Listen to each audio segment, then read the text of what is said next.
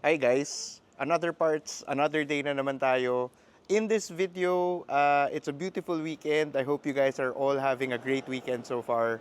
Kung naaalala nyo yung kapitbahay ko na nag-order sa atin ng parts for his Toyota 86, una pong dumating yung kanyang driver side na fender liner. Now unfortunately, at that time, hindi pa po available yung passenger side na fender liner at yung pinaka main concern niya, which is yung tapalodo underneath yung front bumper niya.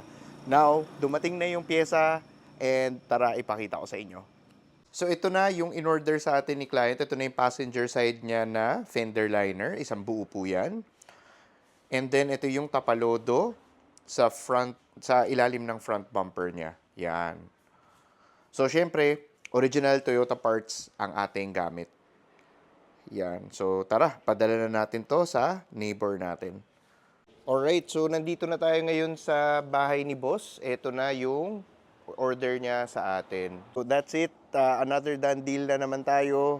Kung nangangailangan kayo ng parts, please message us and hope to see you all on the next video. Hope you guys also have a great weekend. Bye!